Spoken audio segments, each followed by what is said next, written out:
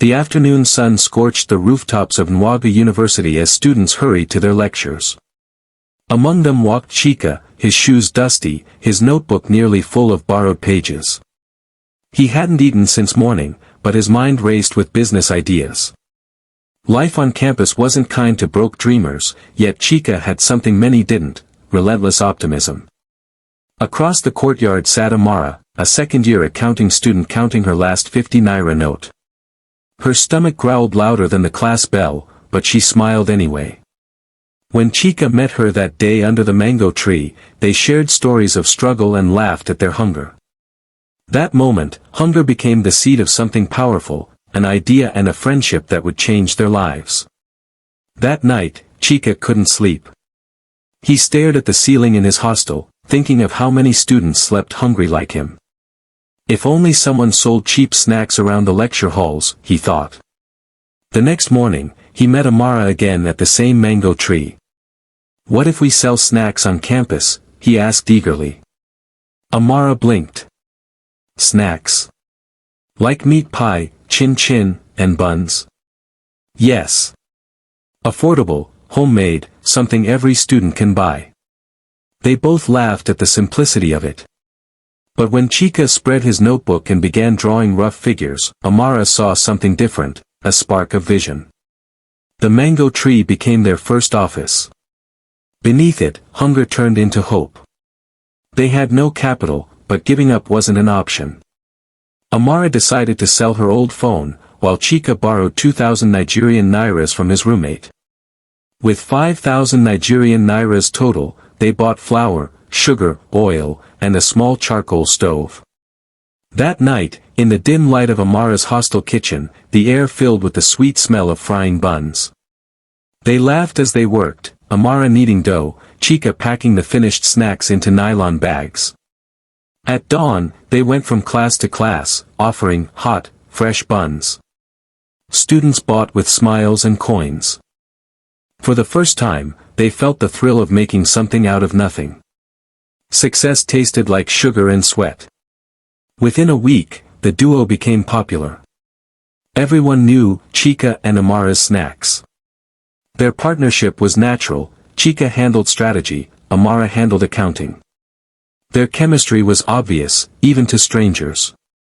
At night, they sat under the mango tree, counting money and dreams. "One day, we'll own a restaurant," Chika said. Amara smiled, brushing flour off her face. "Or a bakery chain." Their laughter carried into the night. Beneath the stars, they didn't know they were building more than a business, they were building a bond destined to be tested by life's cruel offers. Success attracts attention. Soon, other students started copying their idea. Prices dropped. Customers divided. Chika wanted to innovate. "Let's brand our snacks, maybe print nylon bags." Amara sighed. "That'll cost too much." Disagreement crept in for the first time. Yet, by evening, Amara surprised him with 1,000 Nigerian nairas she had saved secretly. "Buy the nylon," she said softly. "We're partners." Chika smiled. That small act meant more than money, it meant trust. And trust, once planted, grows stronger than love. The rainy season came. Business slowed. Students rushed to classes, ignoring snacks. Chika and Amara's sales dropped by half. But quitting wasn't an option. They started selling inside lecture halls during breaks, even when lecturers frowned. One afternoon, a lecturer scolded them publicly. Amara felt embarrassed, but Chika laughed it off. "They laughed at Dangote once too," he whispered. She couldn't help smiling. That was Chika's magic, he found humor in hardship. And that night, as they sheltered under the mango tree, sharing one meat pie between them, she realized she was falling for him. The university's cultural festival brought crowds from every department. Chika saw opportunity. "Let's sell at the event," he said. They worked day and night, frying and packaging snacks. On the festival morning, they set up a small table near the entrance. By noon, they sold out everything: over 20,000 Nigerian nairas in sales. They danced to the drums, smiling like champions. That night, Amara looked at him and said, "You're the best decision I ever made." Chika stared into her eyes, speechless. Something deep shifted between them, friendship turned to unspoken affection. Days passed, but that moment lingered.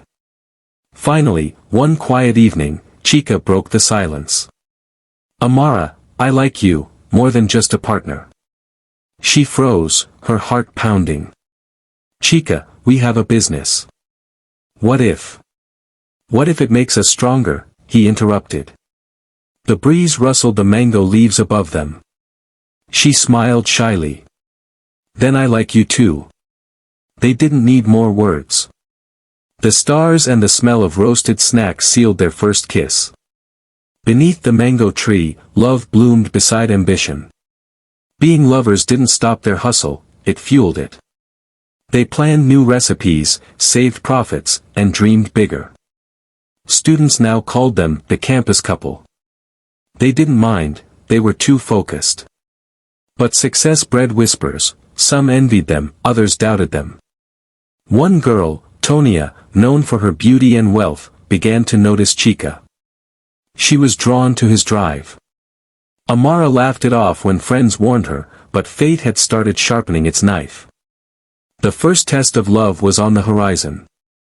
Tonia approached Chika one afternoon with an offer. "I can invest 100,000 Nigerian nairas in your business," she said, smiling boldly. "Just let me be your partner." Chika was stunned. That was more money than he'd ever seen. He told Amara about it that night, expecting excitement. Instead, she frowned. "She doesn't want to invest, Chika. She wants you." Chika laughed it off, but Amara's heart sank.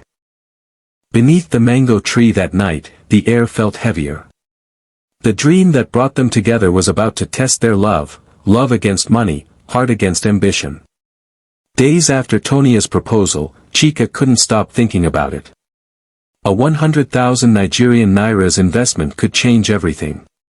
They could get proper packaging, a banner, and even hire helpers. When he told Amara again, she folded her arms. "So, you're considering it?" He hesitated. "It's just business." "Business or temptation?" she asked quietly. Chika sighed. "Amara, I'm tired of struggling. Maybe it's time we accepted help." She said nothing more. But that night, under the mango tree, she watched him stare into space, and she knew something was changing. Dreams were sweet, but money was starting to speak louder than love. Tonia came prepared. She met Chika with a written proposal and a smile that melted confidence. "I believe in your vision," she said. "Let me handle marketing while you focus on production." Chika hesitated but agreed, partly out of ambition, partly curiosity. When he told Amara, she forced a smile. "So, it's official then?" "Yes," he said softly. "It's just for the business." But soon, Tonia's presence became louder, calling during production, visiting the stall, dressing in luxury that made Amara's thrift clothes feel invisible. The business grew, but Amara's heart shrank. She feared she was losing more than just profit, she was losing Chika. With Tonia's money, Campus Crunch snacks became a brand. They printed banners, bought uniforms, and even launched delivery. Sales tripled. But success came with distance. Chika started spending more time with Tonia on business errands. Amara began working alone in the kitchen. One evening, she saw a picture online, Chika and Tonia at a fancy restaurant. Her chest tightened. When she confronted him, he sighed. "It's not what you think." "Then what is it, Chika?" He had no answer. That night, Amara cried beneath the mango tree where their love began. The same place now echoed her heartbreak. Rumors spread fast on campus. Students whispered that Chika had left Amara for Tonia. Some mocked her, others pitied her. Amara ignored them, focusing on baking. But inside, she was breaking. One evening, her friend Ngozi said, "He's attending the gala with Tonia tonight." Amara smiled weakly. Let him. Maybe he'll remember who he started with. But deep down, she wished he'd call, explain, or even apologize. Instead, the night passed in silence. When Chika returned the next day, he found Amara packing up the stall. "Where are you going?" he asked. "Somewhere I'll be valued," she said, and walked away. Days turned into weeks. The stall was quiet. Chika tried to focus, but guilt haunted him. Tonia brought him new opportunities, catering for events, partnerships with local stores, but something was missing. He visited the mango tree one evening, expecting to find Amara. She wasn't there. He sat alone, staring at the empty bench. He realized then that money had filled his wallet but emptied his world. "Success means nothing without her," he muttered. But love, once wounded, doesn't heal overnight. And Amara had already begun finding strength in solitude. Amara moved on quietly. She started baking alone, naming her small stall, Amara's Kitchen. Her snacks were softer, cheaper, and sold out daily. Students loved her again, not for Chika's fame, but for her warmth. She smiled more, worked harder, and prayed silently for peace. One evening, a lecturer who often bought her snacks said, "You should apply for the Student Entrepreneurship Grant. Your business deserves it." Amara applied and got shortlisted. Meanwhile, Chika's business, despite Tonia's investments, began to lose its soul, and slowly, its customers. Fate was realigning, and it favored sincerity over speed. Chika began noticing things. Tonia changed her tone, demanding ownership papers, attending events alone, claiming she started the business. When he confronted her, she laughed. "You were a broke dreamer, Chika. I gave you life." He stood frozen, realization dawning. He had traded loyalty for luxury. "You can't do this," he said. "Oh, but I already did," she smirked, handing him a letter, her lawyer's notice. She had registered Campus Crunch snacks in her name. That night, Chika returned to the mango tree, eyes wet with regret. The same place he once found love now witnessed his fall. The news spread, Campus Crunch was no longer Chika's. He had been pushed out of his own dream. Students laughed, some pitied him. Amara heard the news and froze. Despite the hurt, she felt a pang of empathy. When Chika visited her stall, he looked thinner, quieter. "I made a mistake," he said softly. Amara crossed her arms. "You chose her, Chika." "I chose success, and lost everything," he replied. There was silence. Then Amara sighed, handing him a bottle of water. "You can't rewrite the past. But you can still learn from it." And for the first time, forgiveness began to breathe between them. Weeks passed. Chika started helping Amara again, not as a partner, but as a friend. Together they sold snacks like old times. This time, he listened more, talked less, and worked harder. Amara saw the humility in his eyes, the kind that comes only from failure. Their friendship slowly healed, like a wound that had learned patience. At the end of one long day, Amara said, "Maybe we were meant to lose everything before finding ourselves." Chika smiled faintly. "Then let's build again, from love, not greed." The mango tree stood tall above them, sheltering their reborn dreams. Amara won the entrepreneurship grant, 200,000 Nigerian nairas and business mentorship. The whole campus celebrated her victory. When the interviewer asked about her success, she smiled. "I learned that real wealth isn't money, it's purpose." Chika clapped from the crowd, proud and teary. After the event, she approached him. "We could start again, but this time with clear hearts." He nodded. "No investors. Just us, and the mango tree." They laughed. And as the sun dipped below the horizon, it painted their faces gold, a promise of hope, love, and a future rewritten by humility. The air around Mwaga University buzzed with excitement. Amara's name was now known beyond campus. With the grant money, she rented a small shop just outside the school gate and hung a wooden signboard, Amara's Delight Snacks. Chika stood beside her on opening day, sweeping the floor, arranging chairs, and smiling. "Feels different from the mango tree," he said. Amara nodded. "It's still our root, this is just the branch." Their friendship deepened again, but this time, it carried wisdom. They had both learned the price of greed and the value of loyalty. The new shop wasn't just a business, it was redemption in disguise. Business grew fast.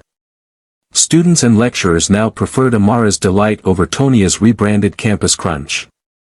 But storms never stay away for long.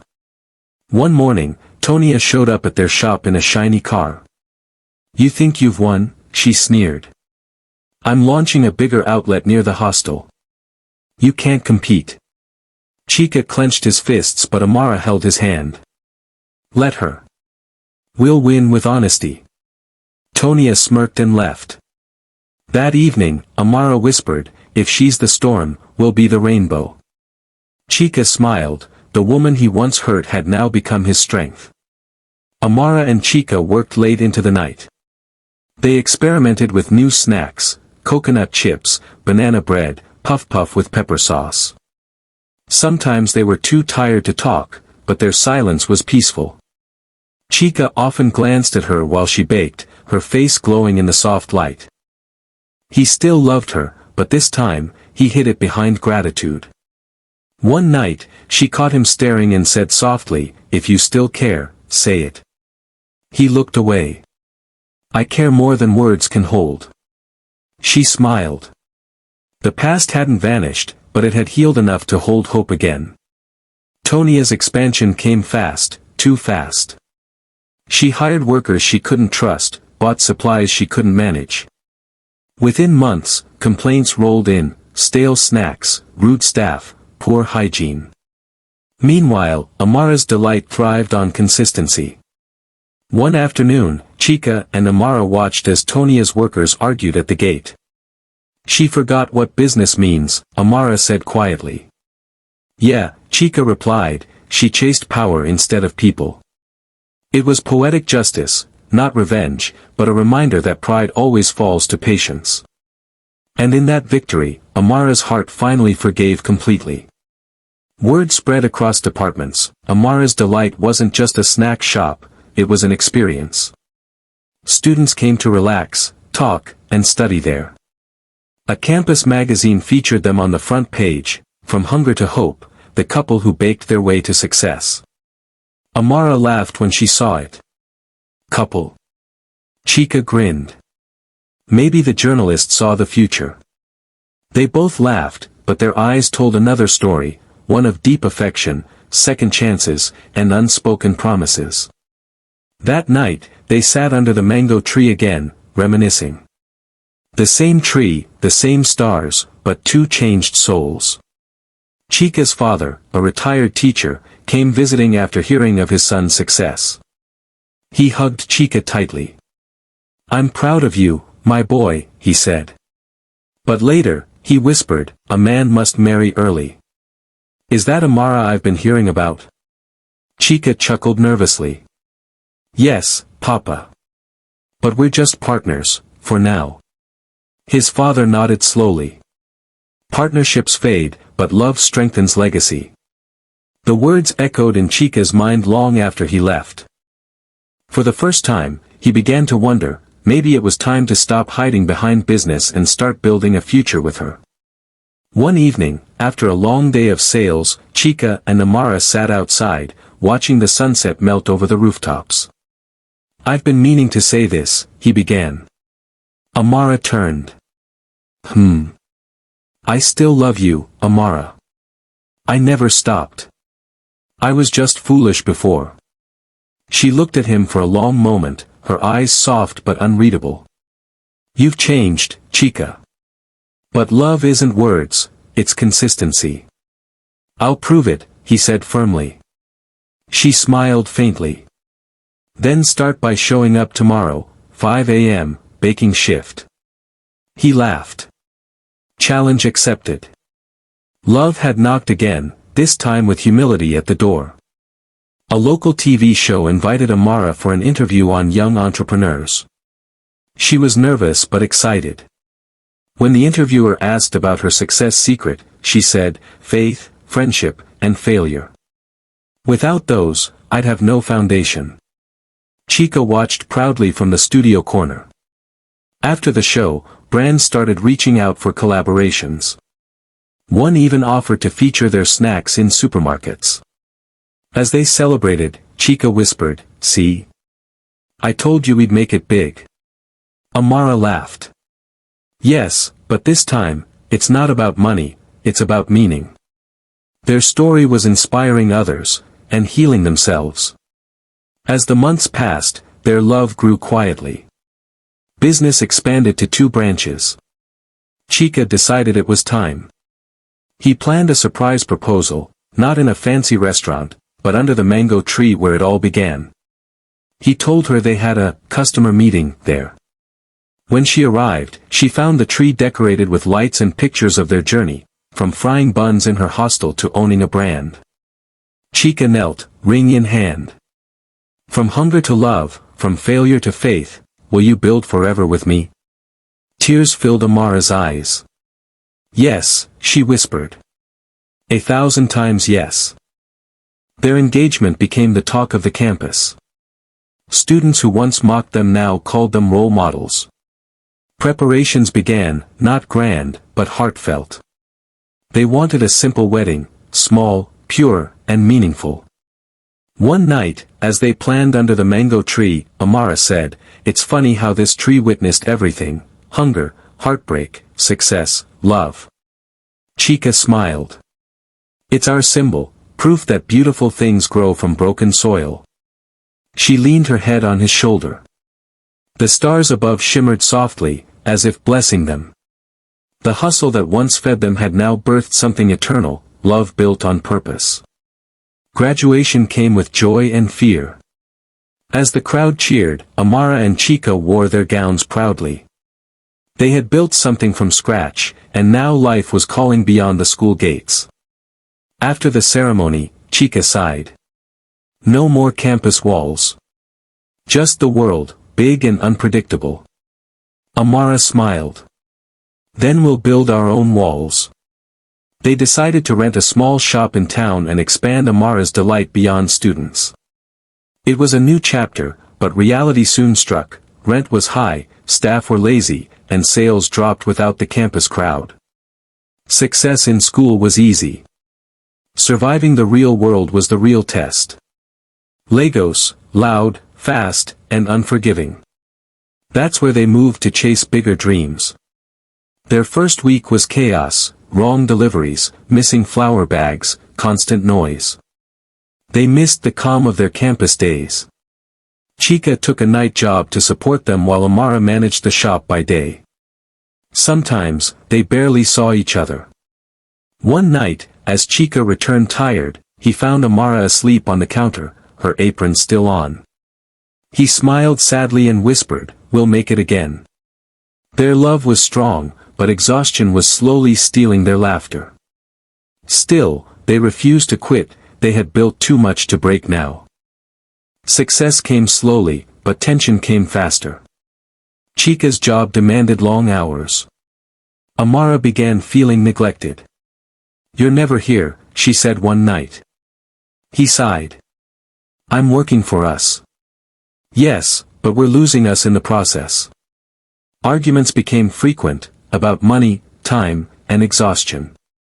One evening, after a heated quarrel, Amara whispered, maybe we're chasing too hard. Chika looked away. Or maybe we've forgotten why we started. Silence fell between them. The mango tree was far behind now, and love was learning that adulthood came with storms of its own. Weeks later, Tonia appeared at their shop, this time humble, dressed simply. Amara froze. Chika's expression hardened. I came to apologize, Tonia said quietly. I lost everything. I was proud, foolish, and jealous. Amara said nothing, but Chika offered her a chair. Tonia continued, I've learned my lesson. If you ever need marketing help, I'd work for free. After she left, Amara turned to Chika. Do you trust her? He shook his head. No. But I believe in second chances, because you gave me one. They agreed to let Tonia help, carefully. Life had come full circle. With Tonia's marketing skill and their passion, Amara's delight began booming again. They started supplying supermarkets and event caterers. Orders poured in daily. One afternoon, Amara smiled at the buzzing kitchen. Remember when we started with 5,000 Nigerian nairas? Chika laughed. Now we're counting in millions. But they didn't let the numbers blind them this time. They prayed together every morning and still visited the old mango tree whenever they could. Their success this time was not rushed, it was rooted. And rooted things survive the winds. Months later, their wedding finally happened, simple, beautiful, held in their hometown. Under white canopies and the scent of palm wine, families danced. The priest's words echoed, may this union be filled with purpose. Chika looked into Amara's eyes and whispered, we made it, my love. She smiled. We're just beginning. That night, as the music faded, they danced barefoot under the stars.